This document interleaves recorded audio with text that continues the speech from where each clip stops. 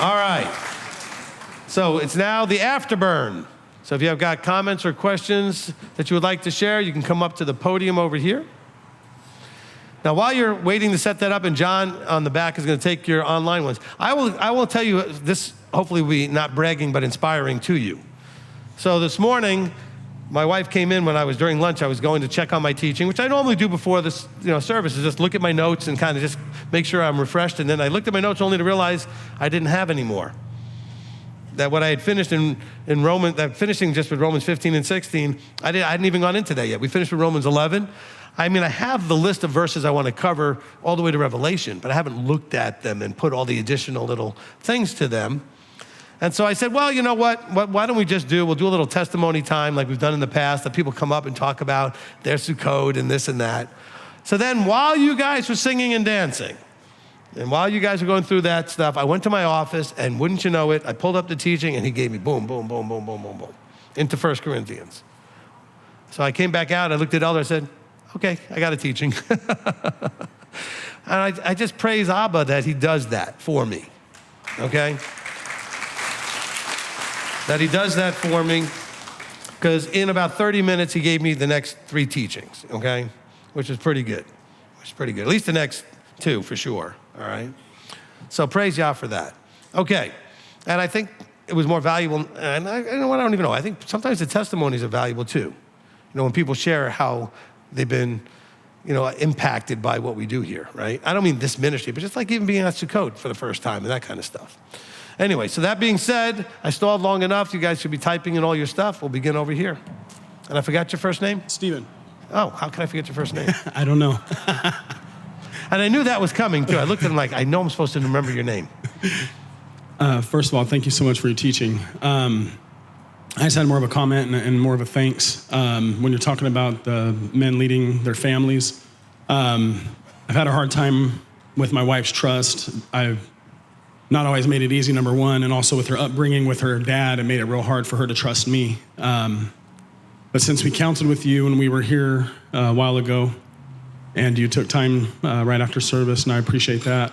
I've just been doing everything I can to lead my family, and the other night we were driving in my car, and it makes me want to cry just thinking about it now, and I'm not a crier. You don't know that, but anyways, my wife out of nowhere said, I forget what I said. I said, sorry that things aren't the way they're supposed to be or something like that, but she told me that she trusted me and that she thanked me for all my hard work and what I'm doing for my family.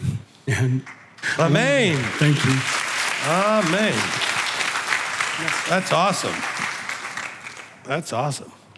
Appreciate that. By the way, for all you men out there, he used a very important word that I had used, but I like that he used it to kind of show that he was paying attention.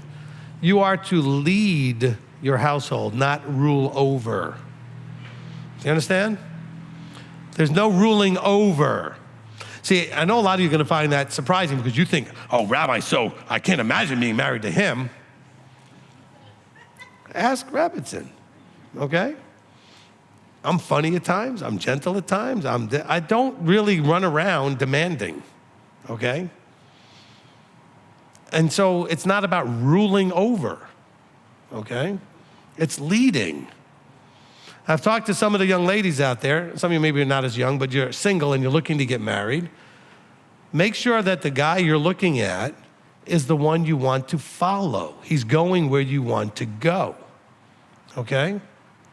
It's that's the key that you're looking for. Now, I wasn't all that when she met me, but she had been given a vision that I would be. Like, she said this to me when we were basically just dating or engaged or right at the beginning, but she said, I believe that Yahweh's gonna do something with you. And I looked at her like, I don't know what, I'm not doing anything now. I mean, I just had a regular secular job, whatever. She said, I don't know, and so he gave that to her, like it wasn't that many years till we actually got into ministry, but way before it happened, before we were even married, okay? So she knew this was where she wanted to be hooked up to. Of course, it took a while for that to actually play out the right way because it was a little rough road getting it to where it needed to get to. But you want to find someone you can follow because that person is providing and protecting. And guys, I've said this in the past, but you know what else you need to be doing? You need to be allowing them to be everything they were ever going to be able to be. Career, dreams, hobbies, whatever. You should create a space that they can be the most that they can be, all right? Because I see some guys go, well, my wife's not gonna have a job. Well, some of the women want a job. Now, they shouldn't need their income to provide for the family. They shouldn't need that. But they should be allowed to have a job if they want a job. Women are quite capable of everything pretty much that men are capable of. Not, notwithstanding some, physical things that may be a little bit advantageous to the man. But I mean, otherwise, intellectually or anything that just requires understanding and mechanical skills, women can do anything. Why wouldn't you let them do whatever they want to do? No, my wife's gonna just, well then, good luck finding that person, okay? I wanted my wife to be whatever she wanted to be, okay? And ultimately now she's manifested that in this incredible directing of the children's program that she just loves more than anything else. And she loved it even when we didn't have children. She developed this initially, the very first essences of it before we even had children, okay? And you need to get it to that place where you're just providing all those things. And ladies, I just set a high bar. I know it's gonna be hard to find guys like that, but guys, raise your own bar. Come on, get out there and make it happen, okay? All right, Rachel. So this may be more toward the group therapy session side, if that's okay. No, it's okay. We end up in group therapy every time we talk. So all of us, this is the way it works. Okay, so it struck me when you were talking about how someone could be very generous but completely selfish. And so I got to think about some of my motivations when I give them my time or my service. And often I'm looking for, it's like there's an expectation that if it's not met, I'm disappointed. Like I'm looking for appreciation, or I want someone to acknowledge the sacrifice, or I'm looking for respect, or I'm looking to be needed in a relationship. So are those motivations completely selfish, or is there a balance? No, let me make sure we're clear. You actually use some words that help explain this. The word need, okay, versus want. There's nothing selfish in wanting recognition, wanting respect, wanting appreciation, right? Those are all human desires or needs, so to speak. But needing it from a specific person or demanding it in some way, that's where you start to be about you, because then you get your feelings hurt and you get upset because it now turned into a need. Now, you should want it and you should get it from the people closest to you. And if they're not, you're not close to the right people, okay? I'm just saying, that's just, the idea. Okay, which is why the love languages thing is such an important thing to understand. If you need words of affirmation and the people around you never give them to you, you're going to be pretty miserable, okay? But if you then take it into a place where you start demanding it and imposing yourself out there, that's where that selfish part comes in, okay? The guys who run around saying, you need to respect me, that's not the way you get respect, okay? Because now it's all about you. If you're not being respected, try to figure out why, and then earn that respect, right? So it's usually the negative emotional pain that I'm talking about that then causes you to now insert yourself in some place you would not normally because you're trying to force. And that's where the selfish thing is, when you try to force, okay? Or it can also look the other way, where you withdraw out. So let's use the color code, right? The blues will impose themselves and insert themselves. That's the selfish part. Because they need the world to be the way they need the world to be. And they need you to be the way they need you to be. The whites will be very selfish by just withdrawing away and disconnecting. And that's a very selfish act also, okay? And so, that's how these things sort of can play out. And the yellows can very selfishly just not care about anything but just having fun. And I don't care what you need, I don't care what you want, I'm just gonna goof off and disregard all that stuff because it's all about me having fun, okay? And the reds can be very selfish in starting projects and do all these other things and forget that there's other people that actually need their attention and not just running off in every direction that they go. Also that the things they start actually would help if some of them actually got finished. because we like to start things as Reds, but we want you Blues to finish them for us or something. Somebody blue would finish it, okay? But then it becomes just about me. I started this thing, and now I'm bored, and I want to start something else, okay? Because I only get excited starting things. But that's where it becomes more selfish, then I leave a mess, okay? So every color can sort of be selfish. Do you see how that can play out then, Rachel? All right? Thank you. You're welcome. And by the way, let's take it into the love languages. If you do not speak the same love language as your spouse, okay, or as your child, as whoever you're close with, your friends, then they will never feel that love from you, and you're being incredibly selfish by refusing to speak their language, okay? Look, and I'll even admit this. My wife and I struggled a little bit in the earlier years of our marriage because we just don't speak the same language and did not make the effort. We do now a lot, and it makes a lot of difference, okay? You have to make now some of you naturally speak each other's language. And if you see me with my daughter, we just speak the same language and we're like two peas in a pod, and that's easy. No effort on either of our part to speak the language. Same languages. Top two, same. But that doesn't mean that everybody gets married has the same languages. Or even if you do, maybe it looks a little different to each of you. My wife and I, let's say we had the same language of quality time, but what I think is quality time and what she thinks is quality time might not match, okay? So just because you think you have the same, but it's selfish to not adjust to give the other person their language that you need to think about. Because you're thinking, like, her mother was that way, okay? I'm not picking on my mother-in-law, but she was that way where she's like, you know, my children knew I loved them because I cleaned for them and I cooked for them, but not all your children's love language was acts of service. Okay? Some of them needed quality time. Some of them needed lots of them needed words of affirmation, but you didn't give that. Well, they knew I loved them. No, that in your head, you communicated love. See, some of you all think your spouses know you love them because you're doing what you think communicates it. But if that's not their language, you are not communicating. You're speaking a foreign language. All right?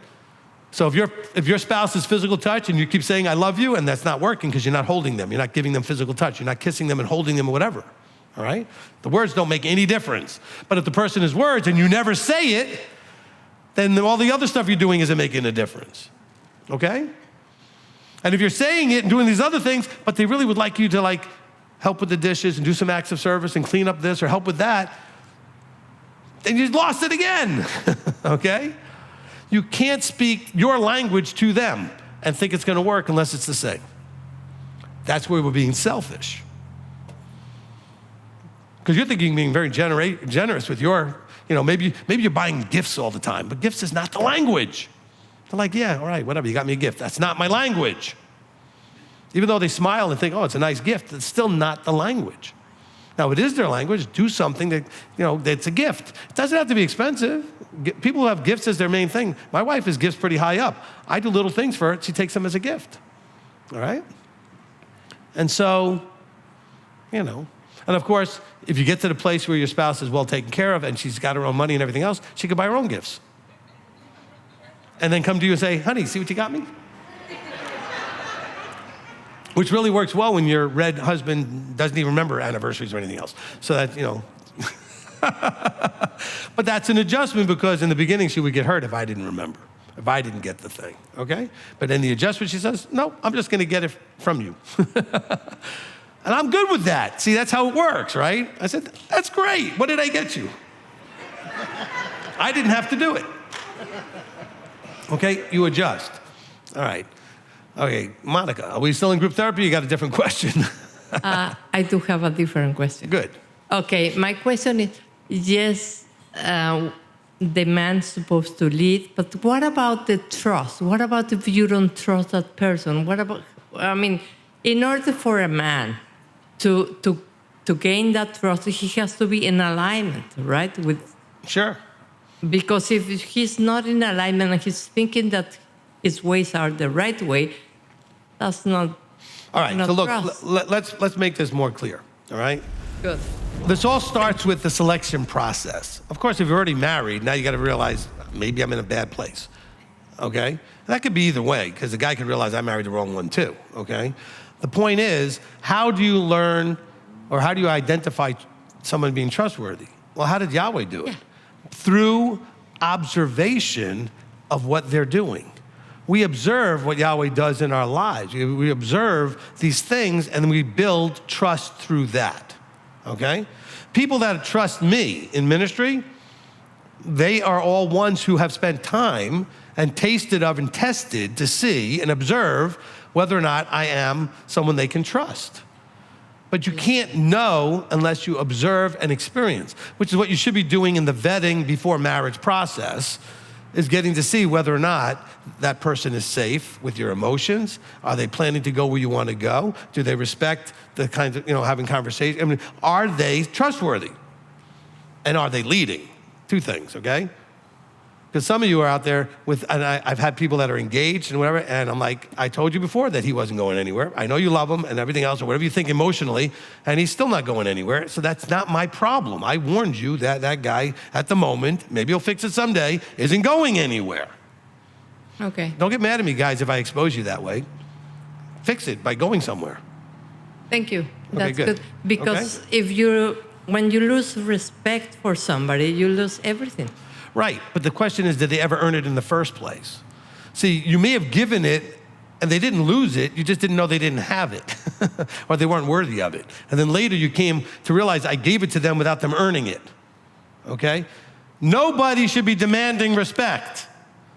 You earn it, okay? Now that doesn't mean you can't have a problem with your spouse and say, hey, look, one of the problems here is that you're not showing me respect, and that's why I'm upset. Now, I'm not demanding it, I'm just saying that my observation is you're not treating me with respect. That's not demanding. Just say, look, and if you're not gonna figure that out, maybe we're not gonna figure this marriage out, but, I'm not feeling respected, okay? Now, some of us feel disrespected over really dumb stuff, all right? Because it's not stuff that needs to be a respect thing, okay? I'll give you from me, very red, which I think gives it more logic. Okay, no emotion.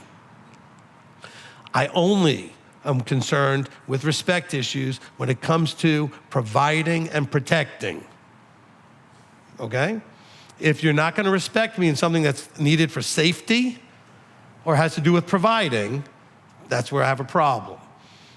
I don't care if I'd rather this be in this cabinet and that be in that cabinet, where I don't put anything anywhere you want. Stop trying to control everything and then call it disrespect when you don't get to control everything.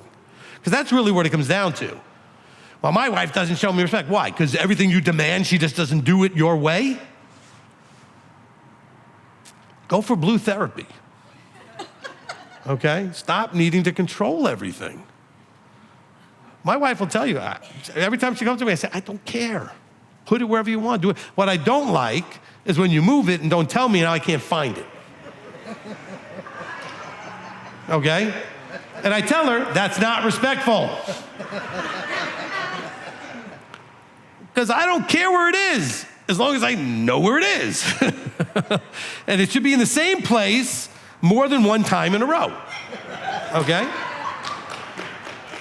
But all you blue ladies come up with a better idea and move it to the better idea and forget to tell the rest of us. Because we should just mind read and know what you did. It's over there. Yeah, but it wasn't over there yesterday. Okay? Well, I had a better idea. Well, share it with me next time. Don't keep it to yourself. You guys are all laughing out there. You could do the same thing, guys. Especially you blue guys. You go and move something, whatever, not tell anybody what you did. Okay? And so, but respect is not about every little thing you want to be your way. All right? All right? My house is not about my way. When my wife came into my apartment when we first got married, I told her she could throw out everything but me. I said, this is now your house. You make it any way you want. See, some of you blue guys be like, oh, no way, I'm not letting her touch my... I said, no, do whatever you want, okay? Then I got my one little space. I said, now this is my space. And so you just leave that space alone. Everything else, do whatever you want. I got my one little space. Okay? Now, sometimes she wanted to fix my little space. That wasn't a respectful thing. We had a little discussion about that. Because the blue didn't like looking at my space the way it was. Even tried to clean it up when I was out of the country. Almost caused a divorce right there. I was in Canada. I was like, hey, what you doing? She goes, oh, we're cleaning your space. I said, you what? You put all that stuff back. And she did. But that's, again, by agreement, I did not want to control the entire house or apartment or whatever. I'd like my one space. That's my space. Let it be as messy, as clean, as this, as that, whatever that I'm going to do. That's my space, okay? And then I want respect for that. But I think I earn the respect by saying, but you can have control over everything else. Stop trying to control everything, all right? All right, Janet. Rabbi, you don't know how much I appreciate all what you've shared today and your teachings through the years. And what caught my eye when you were talking about that he wants us to be of the same mind, and that there's no way to have the same mind, all of us, without a head, without a leader who will... Well, without structure. Without structure, that you yes. submit to. Yes. Okay? Exactly, yeah. And I really appreciate you being so trustworthy for my whole family. Andrea hasn't come up to you yet for counseling. I know m.t.o.i trusts you 100%. My husband and I, we've been coming to you, and our marriage has improved immensely. But I am so appreciative now for Valentina because she's 18. But she's been counseling with you since she was 14, 15. So she trusts you. You know, she comes to you. She may not like everything that you tell her, but she keeps coming to you, and we just so much appreciate that. Wait, well, it all started because you trusted to allow her to talk to me, okay? All right? And by the way, by herself, like you didn't have to be there, all right? Now, I'm not just alone with her. I mean, elders usually with me, and we're counseling and that kind of thing. But to allow your teenager to counsel with leadership, that's a big, important step that they need to grow into so they can transition to getting another opinion other than just mom and dad's, and often the same opinion as mom and dad, but they need to hear from somebody else, okay? Right? So you get a lot of credit for that too, because you allowed for her to do that. We wanted her to do that because you have a way to... You may say the same thing, but in the way that you say it, the way you explain it, with the strength and compassion. I was talking to my husband about this morning. You're this rare gem. You're able to be so righteous, no partiality, very filled with integrity, but with so much compassion that actually we can receive from you, and she can. Right. And a lot of you don't understand that because you won't come and counsel with me to see that part. You only hear this blasting stuff or whatever, although maybe you see it a little bit in the afterburn, okay? But look, I'll give you an example, okay? Because of the relationship I have with your daughter and the counseling, she was going through something yesterday. I went up to her and I said, I'm aware of it. Do you want to talk? Do you need to talk? And she said, not right yet. About a half hour later, she came, yeah, I think I do. And that's the nature of the relationship, that we've gotten to where she trusts me. I trusted that she probably would talk to me at some point because I knew what was going on. And then she was able to come to me when she was ready. And that's a lovely relationship that's developed, okay? And I can watch her become the woman that she needs to become. And to go out on her own, because sometimes, I know a lot of you guys struggle with this, you have to allow your children to be able to transition into their own. Not that they leave you out of the whole thing completely, but let them become the adults they need to become. All right, go ahead. And we have seen that change and that flourishing. And I am forever grateful for that, because I didn't have that when I was 16, 17, 18. I mean, I didn't have a rabbi that I could trust. Wasn't close to my parents. They kept making a lot of dumb mistakes and foolish decisions. But this is a great resource, opportunity, blessing for all of us. I wish everybody would take the opportunity to also, receive from you in counseling. Amen. Look, and that, by the way, that's why I have got so many of the children that do come up to me.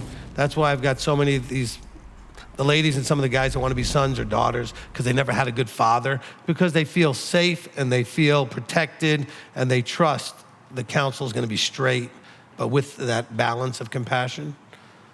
Because some of you wonder, this is all weird. Why does all? Because these are all people that have never had this in their lives. And it's so horrible not to have that. And so it makes such a difference to have that, which is why I do it.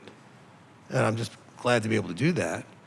But it's because some of you think all the negative things like, oh, he's doing this. No, they're all coming to me because they feel safe, because they know they can trust that, because they're protected and they're provided for in those ways.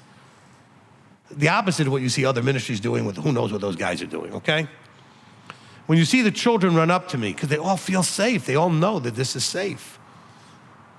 And and those children, I'm hoping they'll all come up and run up to me now. When they get to be older teenagers, will come and talk to me when they need that guidance. I'll still be doing this, all right? Janet? And you touch on safety, and I also wanted to say that, and maybe I'm mistaken in this, but I know there is so many people out in the world, from the Philippines, from Australia, South Africa, and they need to spend time with you and receive from you. And some of them do. We do it on Zoom. Yes. Yeah, some of them do. And when you get to go there, it's such a blessing for them. And I'm so happy that you're doing that. At the same time, when you're not here, the safety level goes a little bit. I mean, I trust for Elder Billy and Rabbi, but I mean, you know what I mean, right? Look, it's not the same when Dad's not around, right? So I understand that. But you got others that do a very good job, okay? And I'm in constant contact, okay, with people.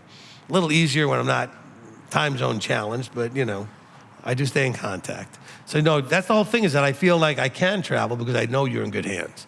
And if you do counsel with Elder especially, I'm absolutely confident whatever he tells you will either be, Rabbi will handle this when he gets back, or he'll handle it knowing it's the same way I would handle it. He does such a good job, all right? And I know that because I get to hear him doing it when he's doing it often. So I know what he's doing, okay? In case you're thinking, well, how do you even know what he does when he's counseling people? Because he leaves his door open so I can hear it, okay? Because he wants me to be able to jump in if I need to, but also so I can be an accountability for him to know what he's doing, right? Okay? And I don't jump in often. A lot of time he just does, and I think he's doing great, all good, okay? All right. But the major lesson that I've learned is that I do have selfishness in my heart, and I'm really working on it. And I appreciate you, talking about that through the days that you've been doing the Torah readings, but also even today. I realize I want to get rid of all of it because it's really not about me, like you said. So I appreciate you, Rabbi, for everything you do. All right, so the selfishness is your efforts to force the world around you, especially the people. Forcing the world around you, meaning trying to make the money or make this or make that, that's all well and good. Go ahead and hit it as hard as you can. But when you're trying to force people to be what you want them to be, that's a selfish act, okay? Because you are not happy with what they're doing. Because it bothers you that they're not doing this. It bothers you that they're not doing that, okay? And so don't try to control and impose you on all those things, all right? Now, notice I said impose. If you're concerned about something, you go up to somebody, hey, look, I was a little concerned about this, that's not imposing. But if you don't like it when they say, well, I don't care anyway, whatever, and you're like, they need to fix it, now you're gonna try to impose, and you can't do that. All right, Sarah Beth. Thank you, Rabbi, this was really good. So I had a question, and I'm hoping you can, because you gave the negative example in the story with the teenager that was cutting. Can you balance that with how would you as a dad, I'm a daughter, how can I expect a dad to treat that? How would you have handled it if you found out your daughter was cutting? How would you walk her through that? All right, so this is assuming I already didn't have the relationship where I would have known about it in the first place, okay? And you guys need to understand this. Starting when my children were very young, I don't know how I knew this, but I just knew my parenting was going to change from the controlling parent to the trusted advisor. And I worked hard to build that early. So I told my children often, hey, whatever goes on in your life, whatever you do, whatever's done to you, whatever, it's safe to come to me. I may not be happy about it, but I'm not gonna just freak out. And so when things did start to come up and they tested it a little bit, at one point with my son, he tested a little bit, and next thing you know, the floodgates just opened when he realized he could actually just throw it all out there, okay? And sometimes I said to him, that was dumb, that was this, whatever, that, you know, if you keep doing this, whatever. But I didn't do it mean, I didn't do it attacking, I didn't do it judging, and so he was safe to talk to me, right? So you as a daughter, over time, realized I was safe to talk to. Now, of course, you started off with a mother who wasn't gonna allow you to talk to anybody, okay? And that was a big problem for you. Some of you have that problem where you were always told, you can't talk about your family, you can't talk about your father, your mother, whatever your experience, it's not safe, you're not allowed to talk. That was hard for me with you in the beginning to try to help you break through that, because I couldn't really help you until you could try at least to, I guess the word is to test or try or taste of something. Just throw a little something out there. I told my kids, I said, look, just come to me with a little something and see how I handle it. That's the only way you're gonna know, all right? Now, I didn't tell them you could just do whatever you want, I'm just gonna be okay with it. I said, I might not be very happy with what you did, and I may be pretty strong with you and say, come on, that was really not a good idea, whatever, and say it from the point of view of trying to get them to see it also. Instead of just saying, if you ever do that again, I'm gonna do it. No, I just said, you can do it all you want. This is dumb, this is gonna ruin your life, it's gonna ruin your health, it's gonna ruin something. And help them to see that, right? Making a case, being the trusted advisor, all right? So now, to answer your question, so if I found out my child had done, and I found out children that do any kind of thing that I think would be dangerous or bad to their health or whatever, I would first want to understand why they didn't share it with me, so I could fix that part, okay?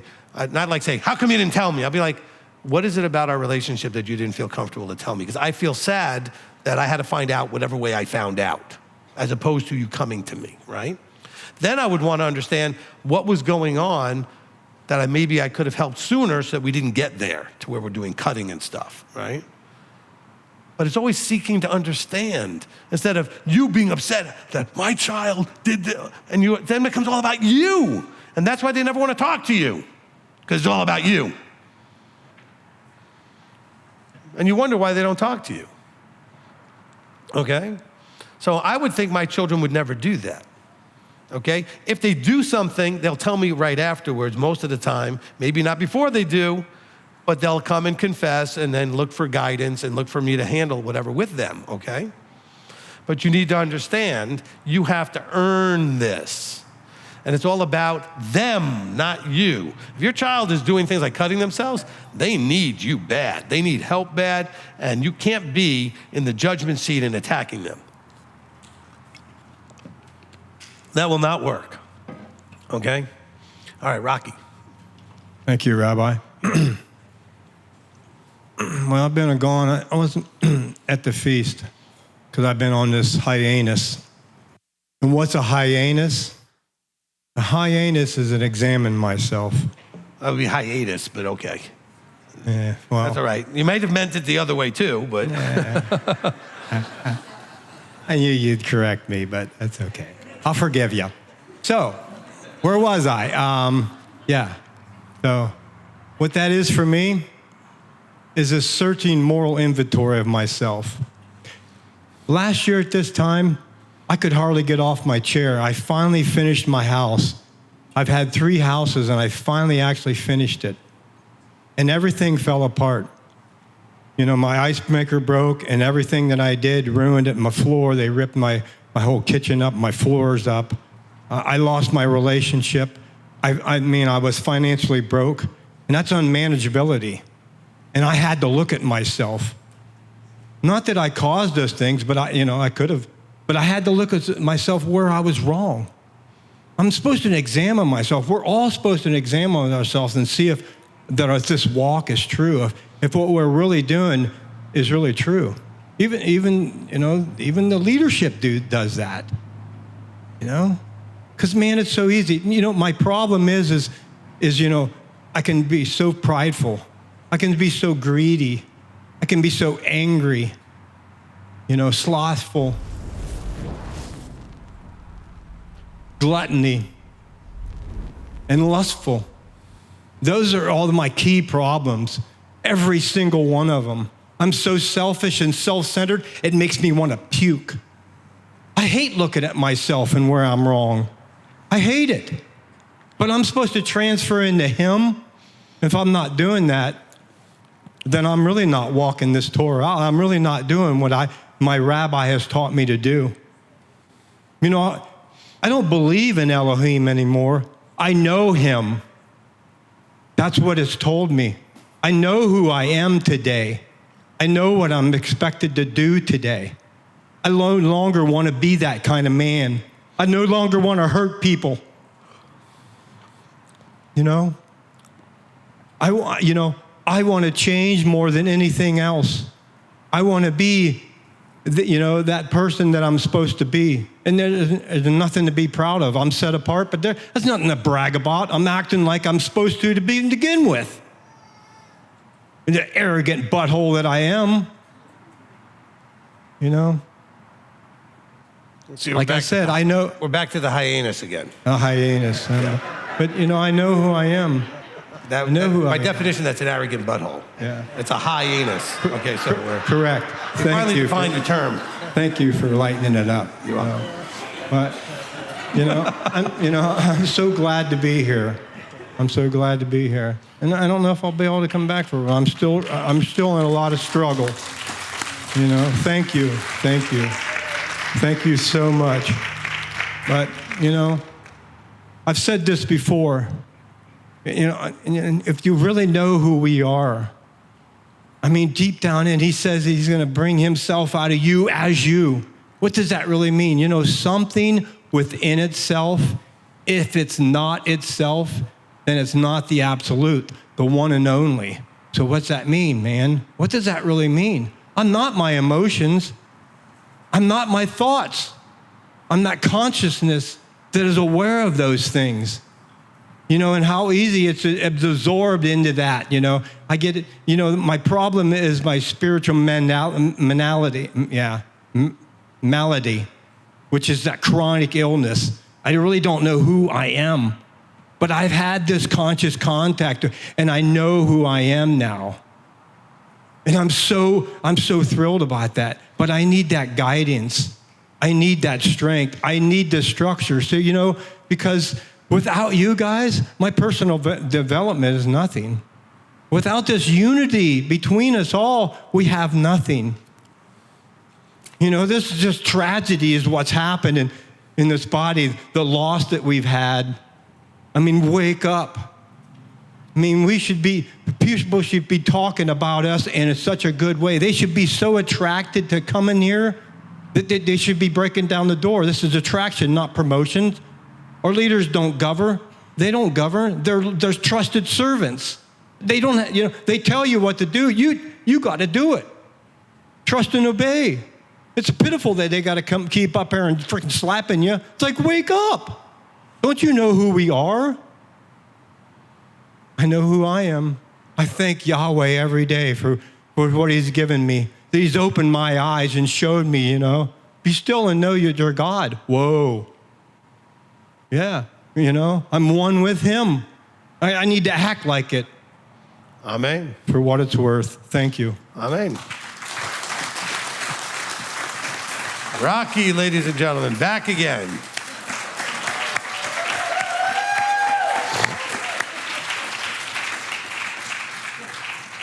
Good to be back, Rocky. Okay, Maria.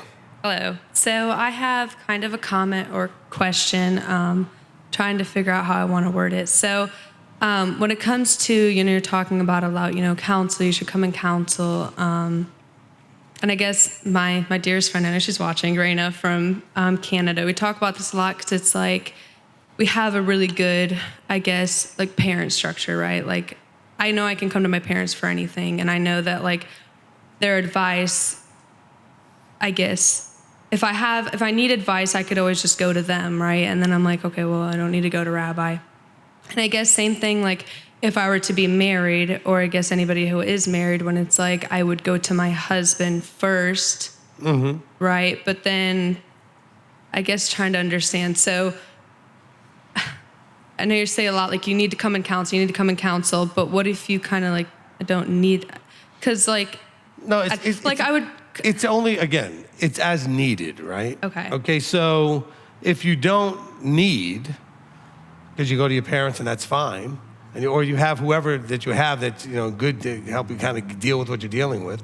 I mean, sometimes I deal with a lot of counseling that's psycho-emotional stuff, and some people have really good close friends that they go to, and that handles that pretty well. They don't need to come to me. But you should be allowed to. You should have the space for that to go. And also, it's really good sometimes just to hear another voice, and that hopefully says similar things to the voices you're already getting, just to handle that perspective. It's just a matter of making use of what's available. But I mean, there are those that don't let their children, that are now adults, but they're children, but they're 18, 19, whatever, don't let them come and counsel. Or they want to know, what did you say? What did he say? Because they're always, you know what it is? They're afraid, and parents, you need to knock this off. You're afraid they're going to talk about you. And you're embarrassed. And you know what? They will talk about you. And you should be glad. How else am I going to help them? And maybe you should be talking to me too, so I can help you. Yeah, they might talk about you. They got to have somebody they can go to talk about you. If all they can talk to you is only the one they can talk to, how are they ever going to get any of that processed? So yeah, they're going to talk about you. Not always. They're going to come and deal with some problem that has nothing to do with you. They're not going to talk about you. But sometimes they're going to have a challenge with how to deal with you. Just like a husband or a wife may come to me to talk about the other one. Yeah. Because some husbands and wives, they don't like, well, I don't want my wife talking to you because I know she's going to talk about me. Well, maybe she will. Maybe that'll help you, though. That's what it's designed to do. So no, nobody's obligated to come, but it's a useful tool to have that you can use. Would it be disrespectful if let's say I had a situation, or like, I guess in the future with my husband, if I were to not tell them but then go to you? Look, you'd have to work out how that is. You should always have, in the marriage stuff is the expectations thing that I tell people to do. In the expectations, it should be that either one of you has given the other one permission to talk to leadership, okay? Because that's when I counsel people for marriage, they have that agreement, that it's safe for either spouse to have the other one go talk to leadership, okay? Leadership will never do anything to try to do anything behind a spouse's back or parent's back. But you may want to talk to leadership first because you don't know how to handle your spouse, or you don't know what to do in a situation with your parents, and you want to get some guidance. So it's not that your children are not trying to get around you, and hide from you. But you won't, if you don't give them the freedom, then they may feel that it's the only way they can do this. But you should give them the freedom. Janet's conversation when she was up here about her daughter is because she gave her the freedom at a young age to say, go talk to Rabbi, okay? And I got some spouses in here that are doing better than they were at one point in their marriages because they had given each other permission to go get the counsel if you need it. And eventually we talked to both, okay? Sometimes each one individually and then both together, whatever. Same thing with parents, but you have to give them the license, the freedom to do these things, all right? And that's really important. Look, when it comes to, I'll even give you a perfect example with myself. My daughter is married, and you know that, but she's young and he's young. And guess what he doesn't know? A lot. He's young. So she comes to him, or she comes to me sometimes, but she comes to me for things that he doesn't know yet. And I help him to get brought up to speed, but it's not an insult to him. But if she comes to me, sometimes I send her back to him because it's something he should be able to handle. I don't want to usurp even in my own daughter, okay? So I'll send her back to him. But there's sometimes she'll come to me with stuff, he doesn't have any idea how to do that yet. Okay, I got married, I was in my 30s. I knew a lot more than getting married at 20 years old, okay? So, he's young, and he doesn't have any problem with that, doesn't get upset about it, he appreciates it, but it has to be done, and this leadership makes a big effort to make sure we're not usurping anything, okay? Not parents and not spouses, okay? No use, not even, I don't know, whatever else there is. Okay, we try not to usurp. We will send you back where you're supposed to go. Unless where you're supposed to go is the problem, then we will help you work that through, okay? All right, good. Evangeline. Shalom, Rabbi. Shalom. Romans 15, verse 1. Wait, you're asking a teaching question? Okay, hold on. I'm not used to that. This is the Afterburn, after all, for this week's teaching. Romans 15 what? Verse 1. Verse 1, okay. But we who are strong ought to bear with the failings of the weak and not to please ourselves. In the context of workplace, how does that look like? What do you mean? What do you mean? Like what would be happening in the workplace? This is what I'm dealing now with the workplace. My director will tell me, go to that room, go to that room, go to the ticket and everything and help them. How would I not hurt their feelings? Or how, since they're all young, most of them are teenagers, and I already retired, but my director thought that I can solve all their problems or what's going on in the classrooms. So she will tell me, go there, to the different rooms, and that's why I'm a floater right now. But how could I bear the failings because they're weaker, they're younger, and doesn't know more, do not know much of the classroom settings yet, that I will not hurt them. All right, we got to re-explain the verse, okay? So this again, and I think I said it during the teaching, but we'll just reset it here anyway. You who are strong in a particular area, okay? He's talking really about being in the body and the walk, okay? Need to bear with the failings of those that are new and weak in the walk by being patiently not inserting yourself to please yourself where you don't belong. That is not the same as your boss telling you, go in there and help these children, these teenagers, okay? Because now they're struggling and you were told to go help them and to insert yourself. And when you're told to do something, or when it's your job to do something, you do not need to care about their feelings. Do the best you can to not just be vicious or anything, but you have to do whether it's gonna hurt their feelings or not. You cannot not do just because you're afraid to hurt their feelings. So much garbage happens because people are afraid to say something to somebody because I'm afraid they're gonna hurt their feelings. Or I know they're gonna react in a hurt way. Well, you know what? All you people need to get a little stronger. Stop having your feelings hurt by everything. Okay? Because you guys get your feelings hurt by almost everything. And if you come to HR or to our front desk, I do have a butt hurt form for you to fill out. Okay, I'm gonna leave them with Marlene and you can fill out. Did I ever show you the butt hurt form, Marlene? Yeah, she's seen it, okay. It's a real thing. You guys think I just made that up. And it's not pleasant in terms of reading it if you have to sign that and that's admitting that's you, okay? This is a secular school, and it doesn't matter. Your supervisor told you to do it the best polite way but you're in a position of authority that you need to go in there and straighten them out and show them what they need to do. And if they get their feelings hurt, they're not ready for the job, they're not ready for whatever, and that's just too bad. yeah. See, your problem is your white side doesn't want any strife and you don't want any conflict. And she just said, yes. Okay? And my red side doesn't care. Okay? That's my boss, so she's right. Your boss is red too, and so she don't care either. Okay, well, that's why she told you, go straighten them out. But they're gonna cry. Good, let them cry. Who cares? They can go home. All right?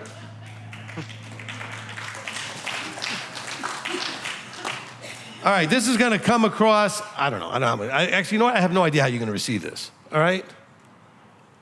I'm not a Darwinist, but I think that Abba's looking at survival of the fittest from the point of view as, if you wanna get in the kingdom, you're gonna have to strengthen up and become mentally, spiritually, emotionally, physically, whatever, fit. Physical being the least important, okay?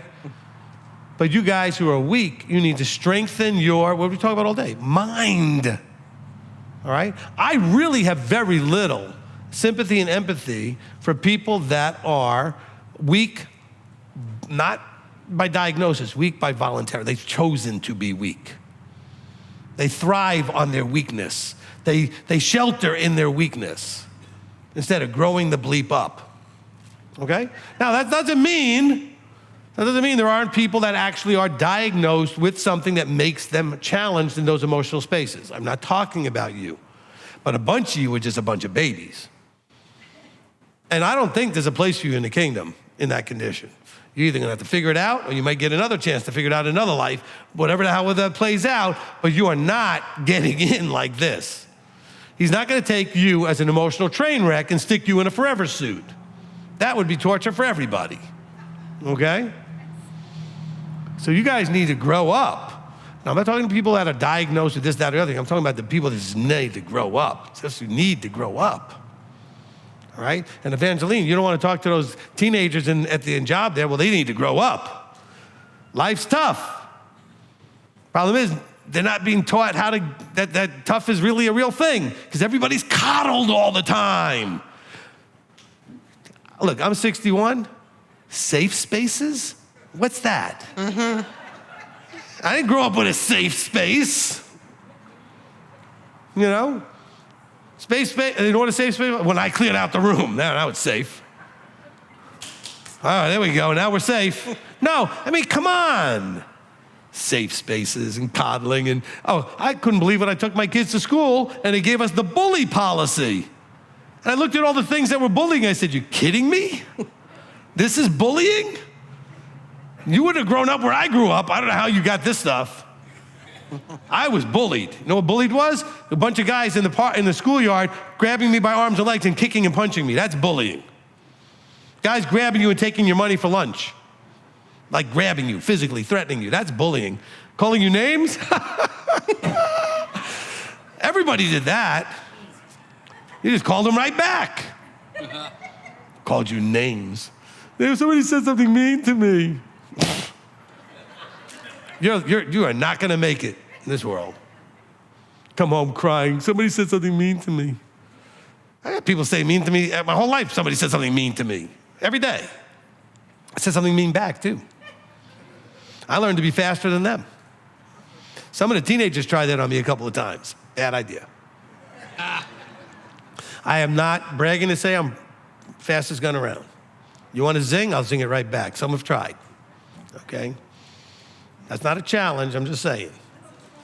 I had the teenagers at Sukkot one year, and I sat them all down at the beginning of the Sukkot and said, I'm going to tell you how to have the best Sukkot. And I told them to not be going around chasing each other and this, that, and the other thing. So somebody decided to throw a burn at me, whatever they call it today. They say, they throw a burn at me. And before it even finished coming out of their mouth, it came back twice as hard, and they were all like, I said, anybody else? No. Rabbi don't play. Actually, I do play, but I play harder and faster than you do for more years. Because you couldn't come back with a comeback. You were not making it in 1970s, high school, high school, 70s.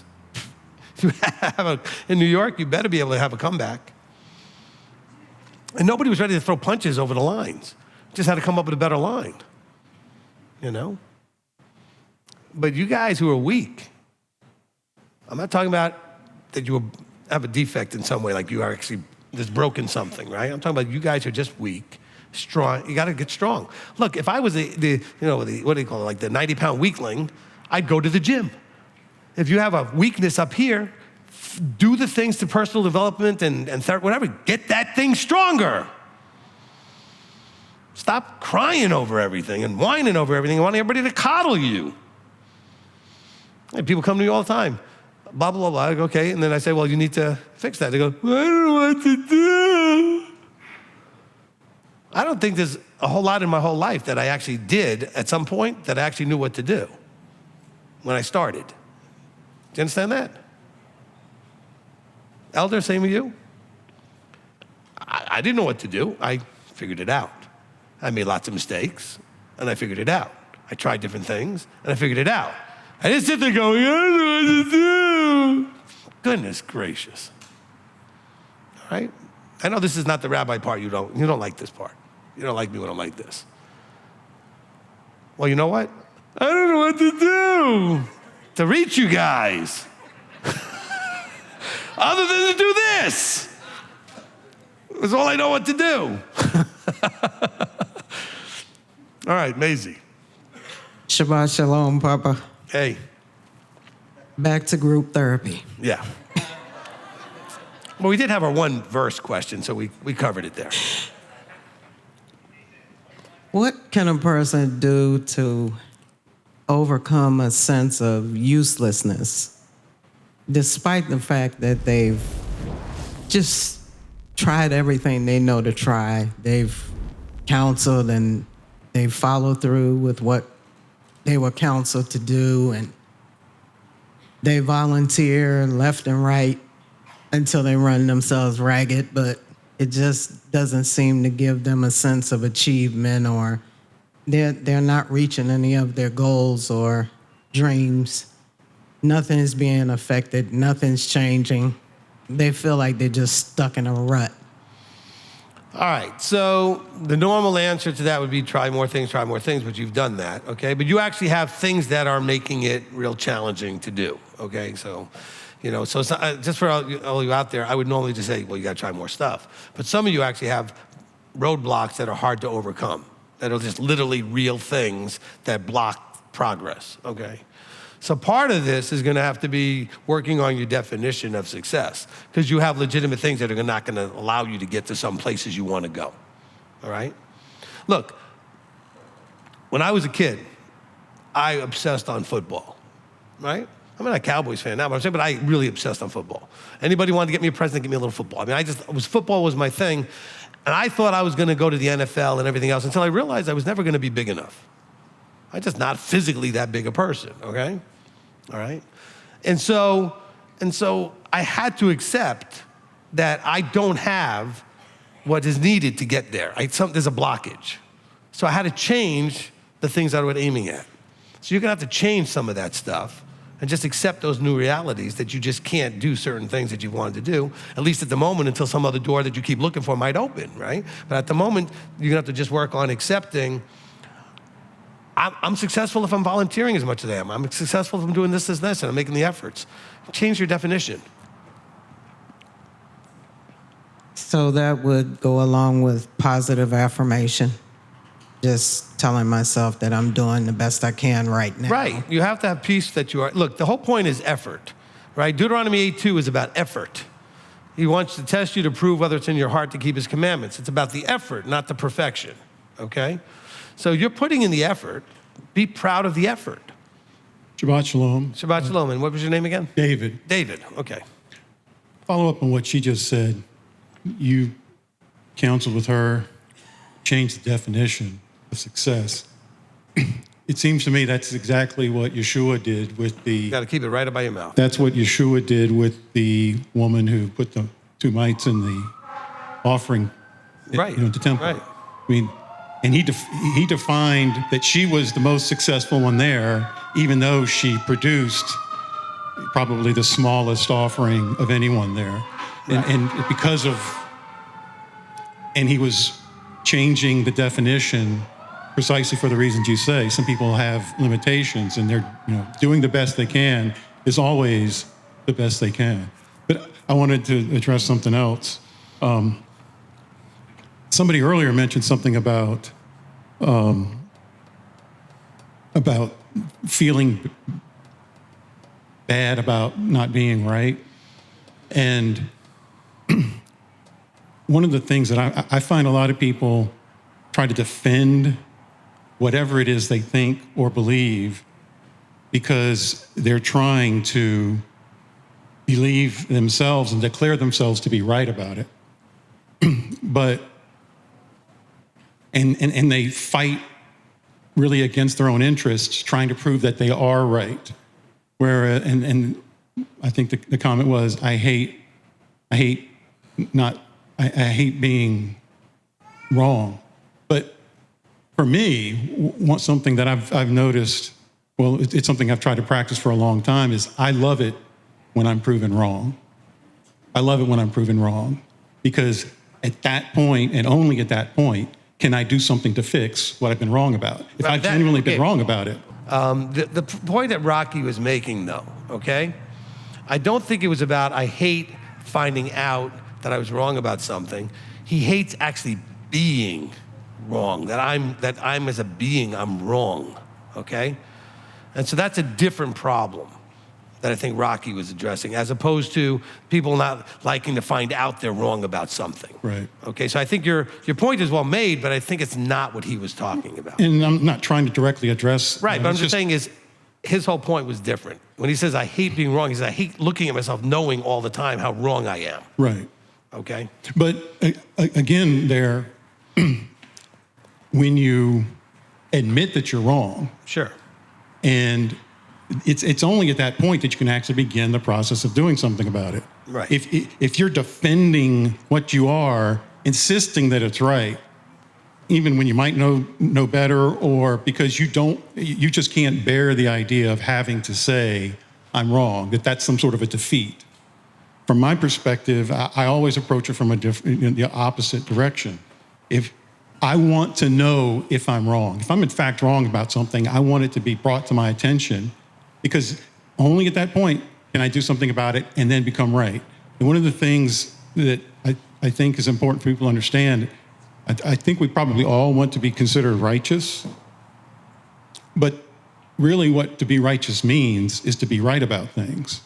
You have to be right. And so if you're more about defending the ground that you're currently holding than you are about getting Elohim's concept of what is right. If you're defending what you are and where you are and the ideas in your head rather than simply doing, allowing yourself to be corrected when it's necessary. Right.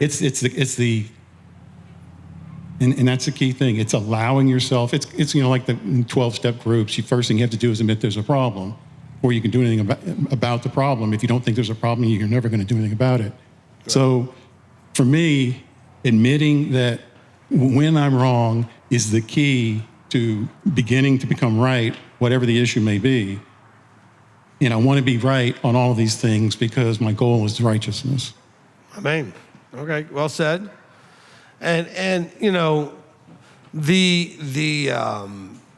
the problem that he was addressing there is probably a big part of why there were the divisions that were being talked about in 1 Corinthians, is people getting up opinions and then sharing those opinions and defending those opinions and dividing over those opinions and all that kind of stuff. So I think that was a big part of that as well. All right, Olivier. Shabbat Shalom, Rabbi. Shabbat Shalom. So to tie back with being right, or I want to go back to counseling.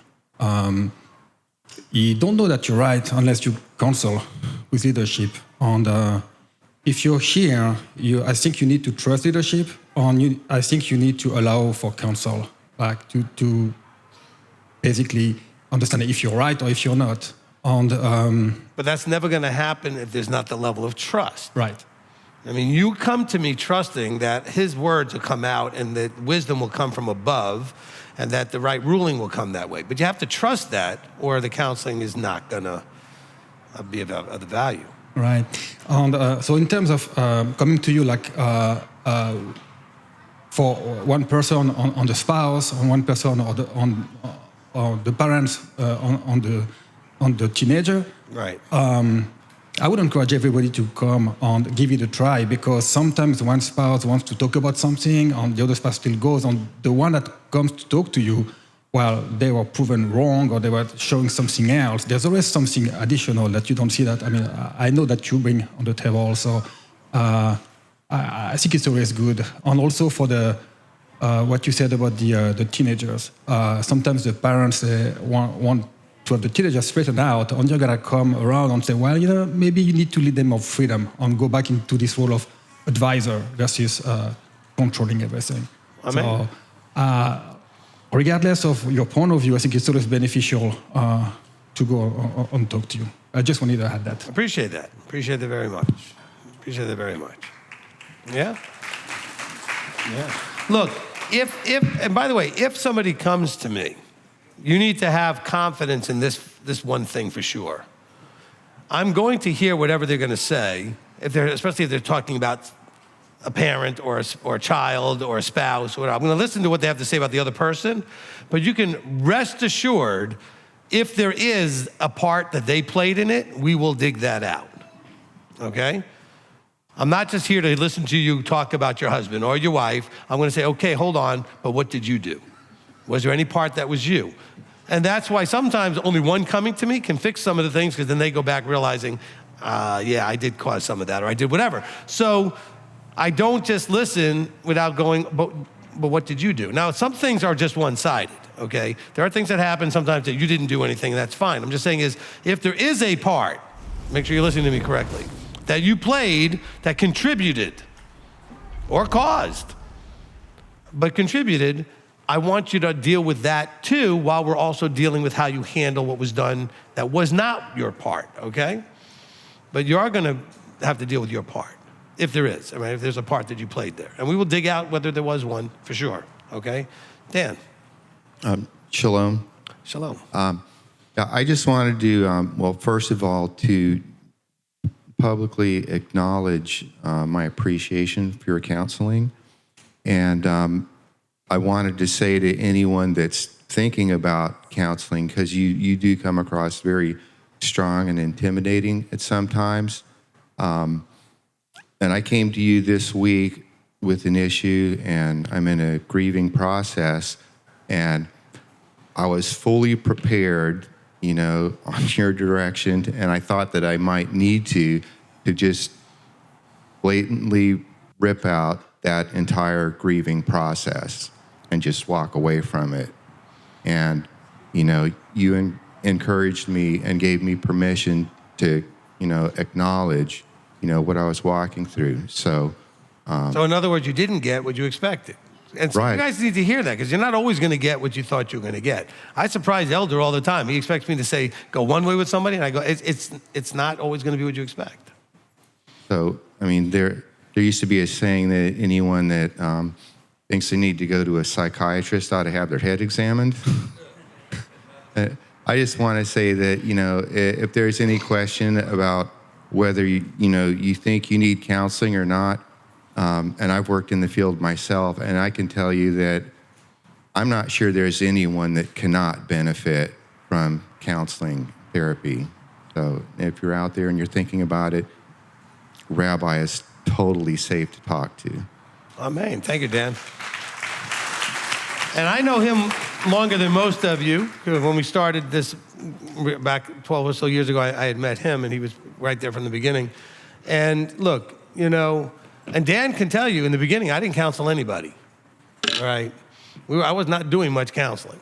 And then we started getting more people needing it and more people, going from that direction. All right, Marlene. Hey, Shabbat Shalom. Did you bring your butthurt forms with you? No. Okay. No, they're in the office. Okay, good. It's pretty messy from all the feast stuff, so I have to dig them out. That's all right. So I just want to share that one time I had a problem with, I had like a disagreement with my boss. And we didn't see eye to eye. Do I need to counsel him? And so I just wanted to say this. I've said it before, but I want to say this because when we were done with the meeting, you put on your rabbi hat and came and talked to me about my situation with my boss, And just so everybody knows, Rabbi is my boss. Right. So, but we had initially had a conversation that was more boss-employee, but then I went back to her as rabbi and helped her to process how that had gone. And that was amazing. And it was, the funny thing is that I remember thinking, well, this is something I need to talk to Rabbi about. And I was, I think somebody mentioned a dilemma like that, it might have been Maria saying, if you have somebody you need to talk to, and your vertical is your husband or whoever, how do you get around that? And I just want to say that I appreciate, that really helped me understand how Yahweh speaks through you. Like literally, you said exactly what I needed as my rabbi. Even though you're the same person that was the boss, But I also said what you needed as a boss, but it came from a totally different perspective, okay? And so, just so you guys know, I can wear the different hats as needed, all right? And so sometimes it needs to be that way. Look, my daughter works for me, and sometimes I have to be dad, sometimes I have to be the boss, okay? And she has to know that if I'm treating her as the boss, I'm not giving her any exceptions just because she's the daughter, right? I'm also the boss. So but I also then give her the empathy and sympathy after dealing with that, saying, but I'm still dad, and I can still give her that comfort, but just say, but look, but still it's your job, it's your job. And so we did have that conversation, and I appreciate that you shared that. And it's really awesome, and I needed to toughen up with our conversations, and coming to you with different things, and I felt the intimidating thing too, but, if we feel intimidated, we definitely need to overcome that, whatever that fear is, because, there's no cowards in the kingdom. Correct. And so we have to, like it talked about when Deuteronomy, when you're reading, the ones that are tender and faint or whatever, they need to go home because they're going to infect the other people and bring everybody down. So we have to toughen up. We have to, if anybody is afraid to talk to Rabbi, please just do it. Just rip off the Band-Aid and just do it. And whatever you expect, like the worst case scenario, just say, okay, the worst case scenario, the world is going to implode. Okay, fine. And then just go for it. Just do it anyway. Because if we don't toughen up, like you said, we're not going to make it. We have to figure it out. The butthurt form needs to go away. Yeah. Because we just need to stop being butthurt. Amen. Thank you. We, by the way, officially now have set the record for our services and how many times you say butthurt. It's official. All right, John in the live stream desk. Yeah, from Monique Edwards, understanding based on what we read in Romans and 1 Corinthians 1:10 and Ephesians 4:16, among the others, would it be correct to believe that being knit together is on us versus something Father does for us? Being knit together is on us, but it's on us and based on how we listen to, submit to, and follow along with what the Father's doing, right? The Father gives us the tools, just like everything else he gives us, but it's what we do with it that makes the difference. Excellent point. Next. All right.